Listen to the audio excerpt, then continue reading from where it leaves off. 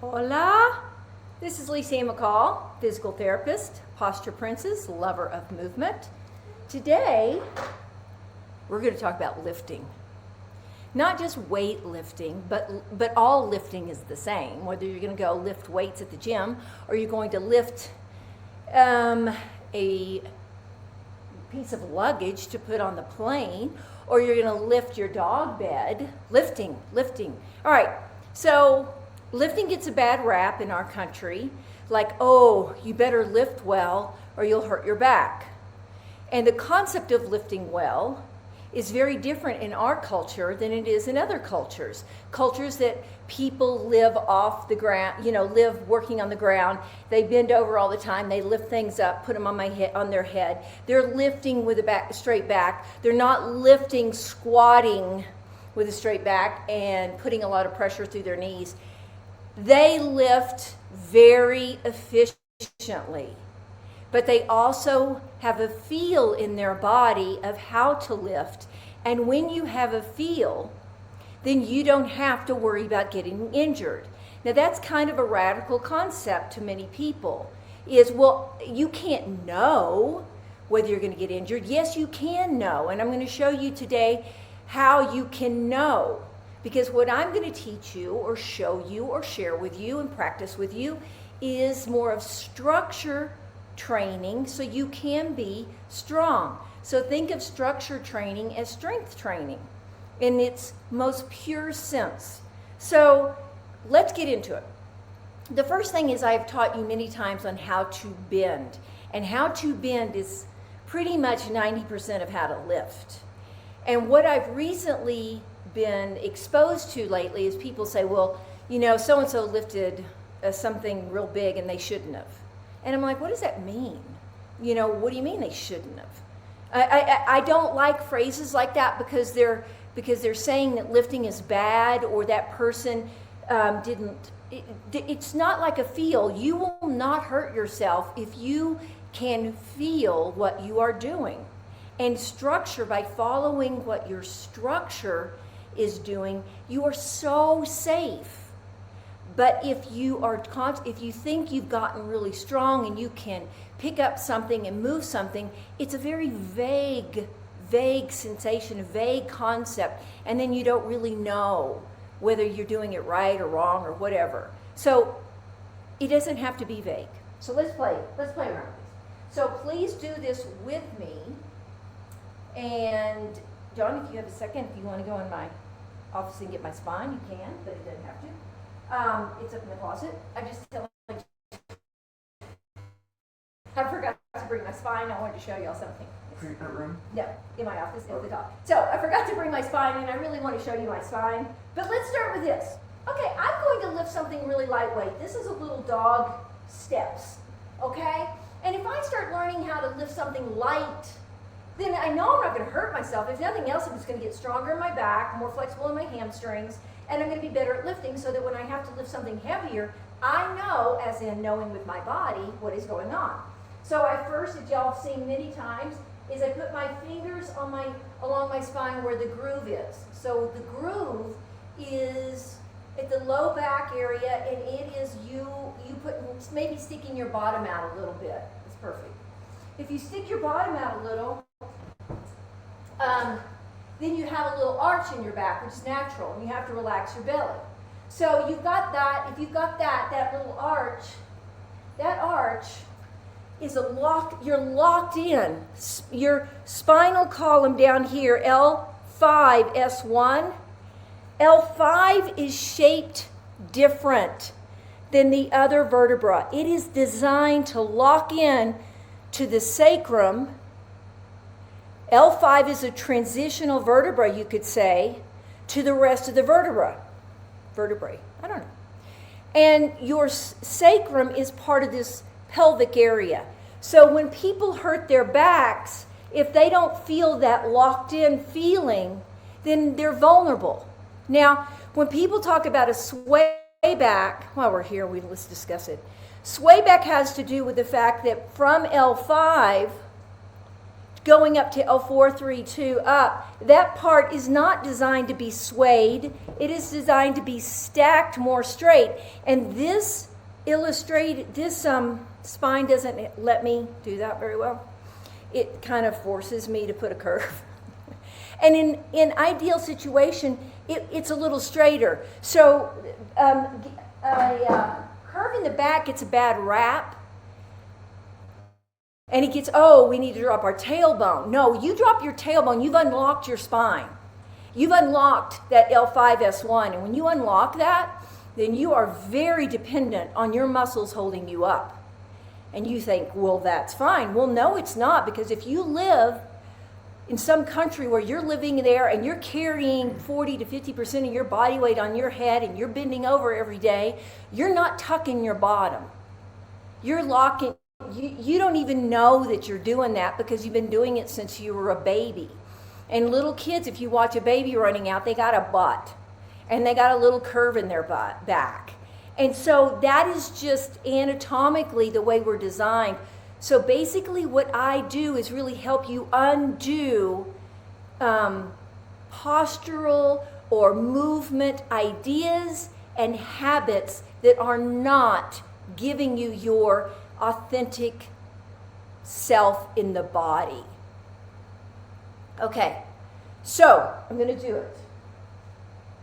Okay, let's start with, no, I said I was going to start with this. Excuse me. This is a little step for the dog that just jumped up. I don't even know if she used it. But I'm going to put the fingers on my groove. I'm going to turn my thighs out, and I'm going to come over, and I'm going to pick it up. And that's really lightweight, and that's how I start to learn how to bend and lift. Now here's a little fun gadget. This is a walking stick. You can do this. You can take the walking stick. How do I want to do this? Oh, I think I'll do it this way. And you can hold on to the walking stick down low, okay? So I'm holding on to it. It opens up a lot of people's shoulders by just having to hold that there, okay? But this is going to give me feedback because most people have a problem with their upper back bending too soon or at all. So if I hold this here and put my feet apart and I bend, I have my little arch, I get here and I go, wow, oh, that's a lot of hip bending. I'm not slumping at the top. You can feel right here at the top, and you can feel exactly where your spine's supposed to be. And you feel a lot in here. So when you've really locked your spine out, or locked like I showed you, you will know that you have a really strong back because the back feels fine. You feel all the discomfort or work in your butt, in your hamstrings, okay? So there's that. You can practice something light like that. And then you can get a dog bed. Same thing, I go over. I could use this again.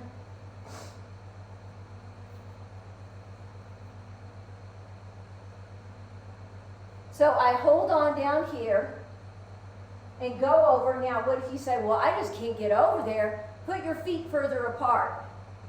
Make sure your knees don't knock. Make sure they turn out.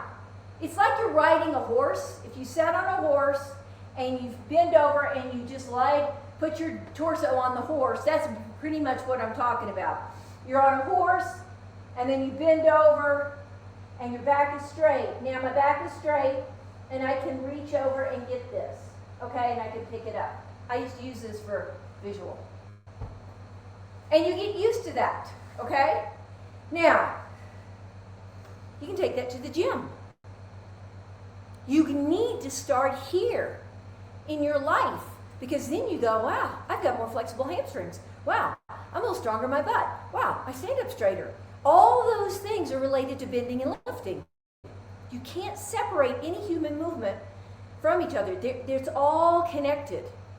And that is what we're missing in our medical fitness world. We're not showing and helping you to experience the connection. Because when you experience the connection, you have more body confidence. You just know in your body that thing works, okay? So, now, I'm going to take this and I'm going to lift it up and put it on my head. Now, this is where people have the most issues with lifting because this area from here about to here is not, it's the weakest link, you could say, for us. And in a lot of those other countries, if they're really lifting something like a big bunch of rocks, they'll lean over, pick it up, and then other people will help them to, get it up on their head. So what you're going to do is you get this, and I got this dog bed, and I like to keep my back nice and straight, maybe stick my butt out. Then I hoist it up, and I can put it on my head, or I can put it on my shoulder. I can do either one, but I'm structurally holding this bed. I am letting my structure carry the weight. You may not want to put it on your head. It's just, but most people feel better when they put it on their shoulder. And you can feel. And so what I'm asking you to do is find a feel. Say, does that feel stable more than this? Here, we have this.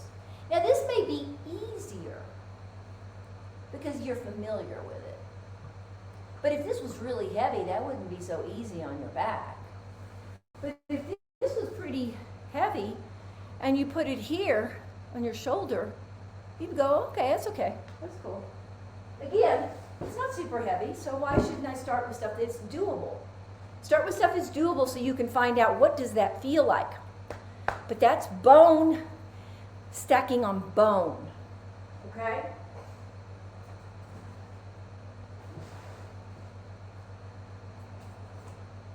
Now, here we go, luggage. This is empty. Start with empty. It's always good to start with empty. You're going to travel. You've got the little thing. Pick it up. You roll it around. You know how to do the rolling, all that kind of stuff. But let's say you want to get it up in the overhead compartment. Well, it depends. It depends on how heavy it is and depends on how much you've been practicing.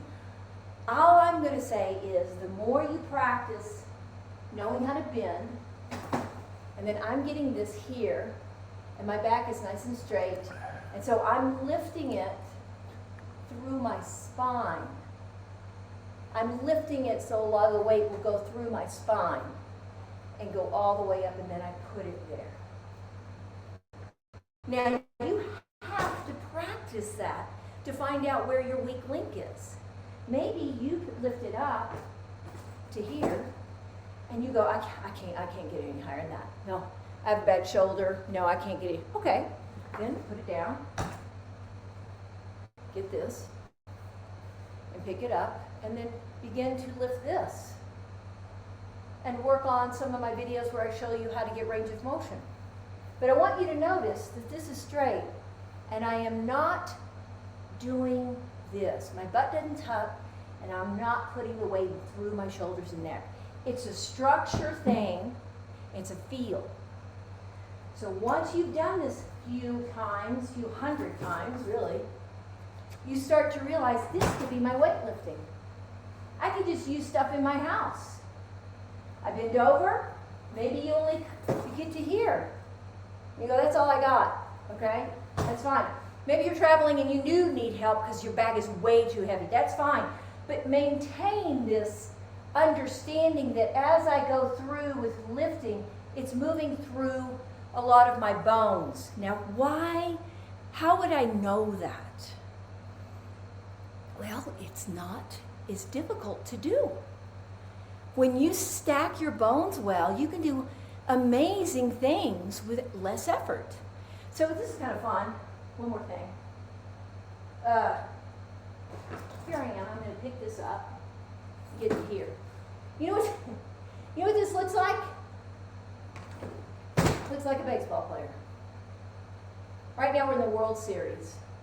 They hang out maybe like this, and then they get up to a bat and they're like this. And they do hold their bat up high now for home runs, from what I understand, versus being over. And okay, whatever. But their butt is always out, and they're stacking. They may not know it, but they're stacking things right in their bones so that they can rotate really well. So there's an unknown for many athletes that they're really actually, the skill of their sport is based in how they're stacking their structure. They may not know that. It doesn't matter that they know that. But I'm telling you that because I want you to get away from thinking about muscles, get away from thinking about muscles except to relax them, and to think about how am I structurally moving, and feel that, so that when you bend over to pick up something heavy, you'll never feel it in your back if you're doing it right. You'll feel your buttocks and your hamstrings, and if it's too heavy, you'll say, I can't lift this. And that is how you don't hurt yourself. I'm going to show one more thing. This dog bed. John, let's move this if you want. Okay, I'm not going to pick it up. I'm going to pull it. So let's say something's really heavy, and it's just me here, and I can't pick it up, but this isn't that heavy, but play like it is. Play like we've stacked a ton of stuff on this. Well, I could bend over, and I could pull it, because I know where my spine is, and I have a whole lot of power with that movement. So what's really cool is you start to get very creative with how you use that bending motion, because you know how to do it by practicing it. It's yours. Then you don't have to lean into Google to find out what am I supposed to do to lift? How am I supposed to do stuff? So don't do any of these things with heavy items until you have mastered it with the smaller items, and then take something a little heavier, and you can feel a challenge. You don't need to know what the challenge is. You can feel. You can throw in your suitcase more weight, and you can know, oh, it's heavier. I'm going to try this. This feels okay. And that's it. There you go. Do we have questions? Comments? Ideas? Oh, yes. Okay. Millie in Payson, Arizona says, what about our postures when we're using weight machines? It's really the same thing.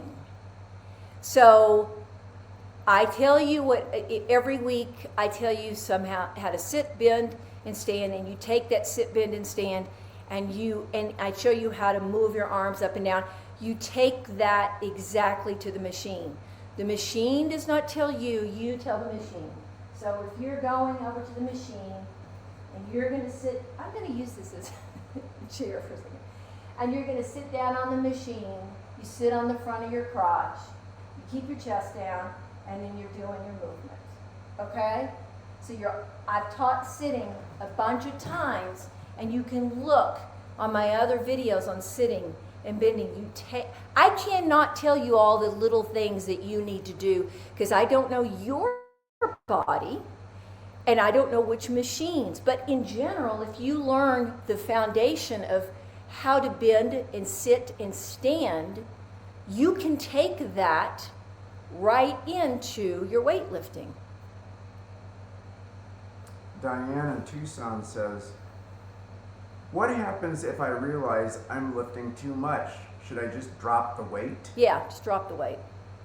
And your body will tell you, usually what happens is you can't move forward with that weight. It stops. And the only way you're going to get that weight moved is if you manipulate something in your body. And this is how people hurt themselves. I have heard it, seen it so many times. What will happen is their goal is they're going to get this thing, they're going to get it up there, their goal is in their head, and they're manipulating their body. So the body will just not do it. I mean, you just can't move forward. And you're like, that's too much weight. I got to put that down or drop it or whatever.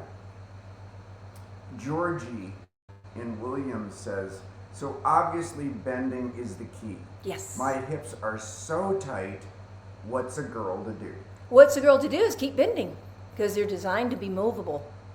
They're very tight because you don't bend as much the way I show.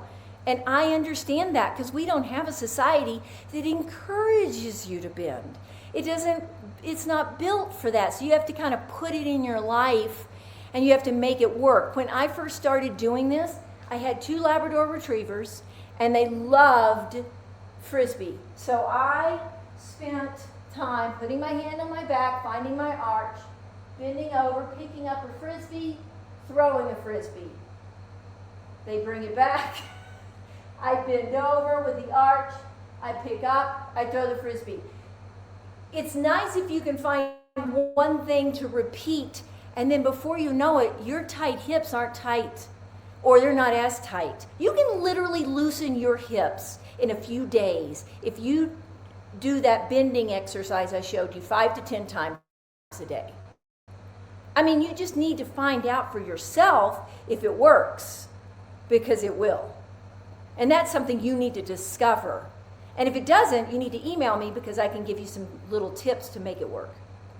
Just tweak it. Deb in Scottsdale says, so dense muscles can be deceiving. Dense muscles can be deceiving. What does it mean? I think she means... Oh, but that they're strong. Yeah. Okay, yeah. So let me tell you 2 ways in which a human body gets strong. Increase in muscle girth, dense, and neurological integration, which means coordinated and skillful, like a martial artist. All right, so you can cross those 2 over. I mean, oftentimes somebody can have denseness and coordination, and you see that sometimes in baseball players. They'll have really pretty big muscles, and they can move really, really well. And you see this in the 100-yard dash, is my favorite.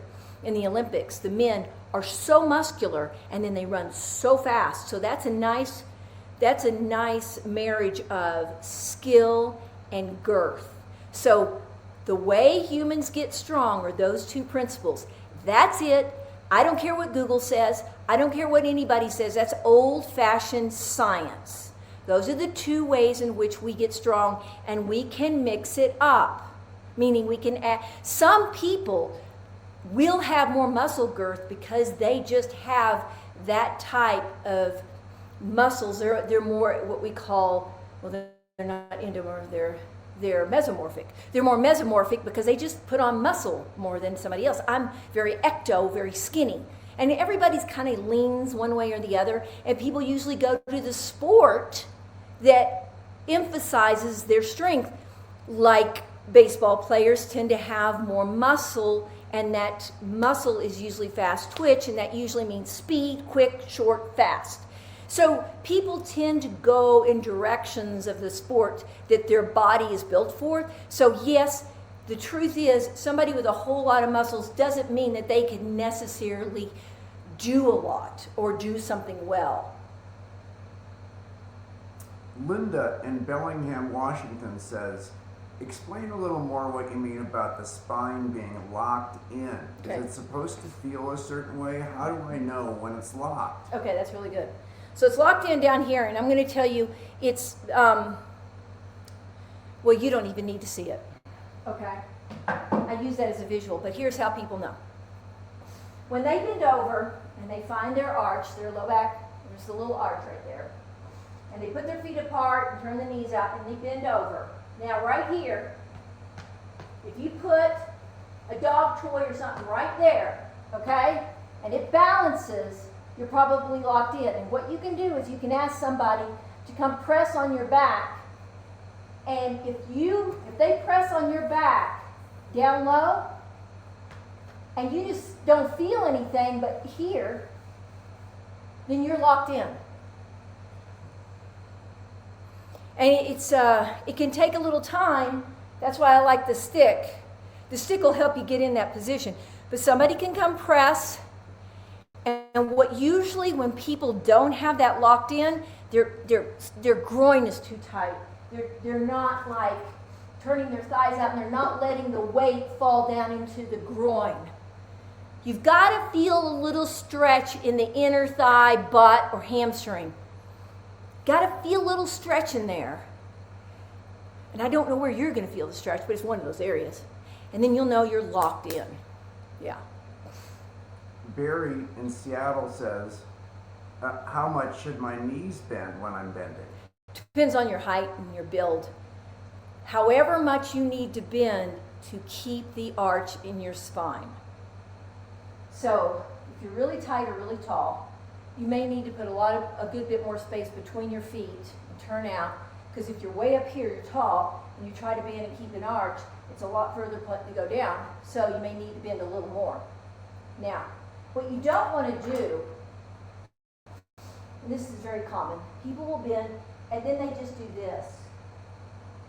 They just bend and they don't realize, this is a little complex, that the bottom is continually going up. So, here we go. So, you bend over and you go, I can't go any further. So you bend your knees a little, and then you take your butt up a little. And bend your knees a little, and take your butt up a little. Notice how my spine goes down, and my butt goes up. I am not doing this. I'm doing this. I am tipping my spine. Why is that bad? Why is what bad? To- It's not bending, it's squatting. And what you're doing is you're putting the force in a different place. You're not putting it's not my design, but the human body is designed to bend where the butt goes up and the head goes down. So here I am standing, and then my butt goes up and my head goes down. It looks like a oil rig. I grew up in Texas. It really does look like an oil rig. That's the way it looks like.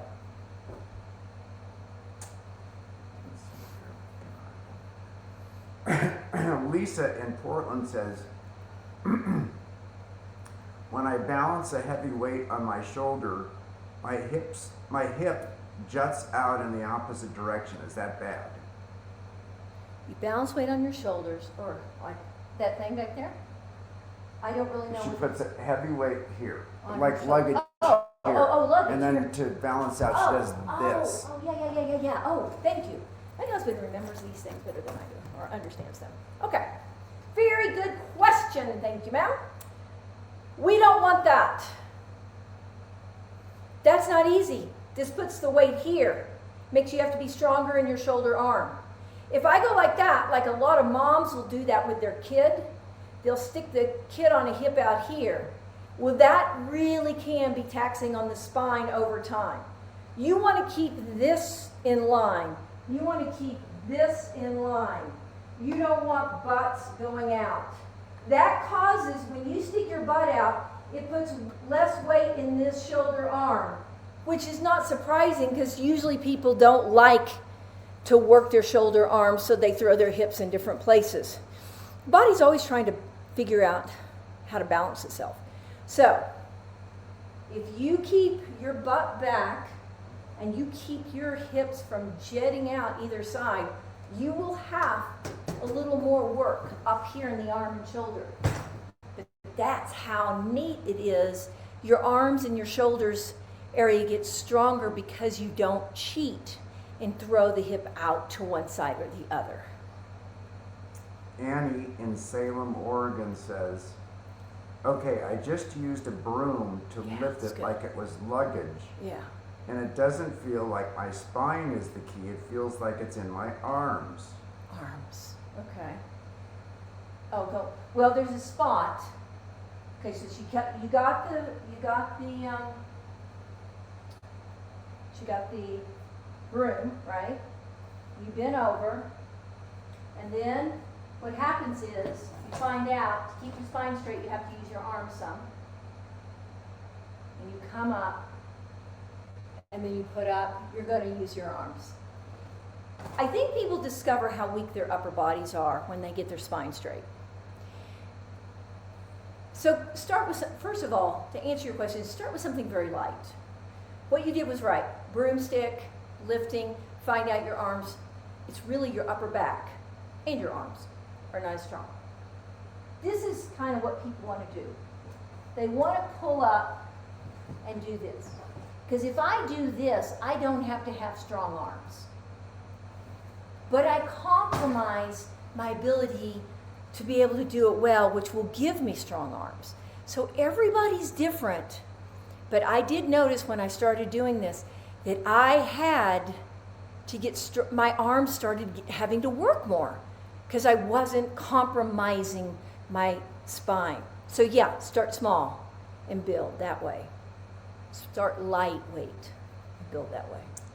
This segues into the last question. Terry in Phoenix, So it sounds like you're saying when I'm doing a bench press, Yeah. it doesn't make any difference how, even if I don't have any weight on the bar. Yeah. Bench It press. doesn't make any difference how much weight I put on there. The posture is the key. The posture is the key. It's always the key.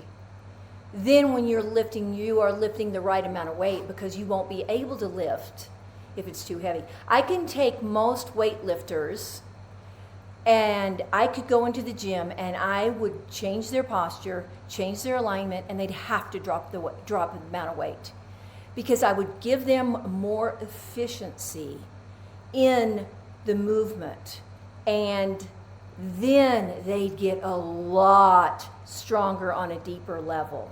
So if you are lying there and you know where your shoulders, chest, and spine are, then you take that bar and you do a clean bench press. You should go away knowing that you used your body in a way that was much better and more efficient than just slamming some weight on there hoping you don't hurt your shoulder. It's a much more specific feel when you focus on structure. This doesn't have to be complicated. Think of any sport where there is a skill to that sport. They are focusing on structure. And when the structure is in the right place, baseball, golf, I mean, there's all of them, but those two are easy to see, then they really can execute that movement. It should never have been separated, what they do than what you are doing in your life, because human bodies are human bodies. We all do the same thing. We just do them we call them different things. We put them in different places. We pay different amounts of money for people to do different things. But human movement is human movement. It's your structure balancing with gravity, and it's a baseball player's structure balancing with gravity. We're all built the same in general, so we should all, in general, understand the foundation to all those things. So that's pretty much it. Okay, so if you're confused, which I don't surprise, please email me at McCallMethod.com, and I would be glad to answer any questions. And subscribe, share, and enjoy your week, and I'll see you next week. Oh, next week I won't be here on Thursday, so we'll probably do a Wednesday or a Friday. But just heads up, we can't do Thursday next week. See you later, alligator.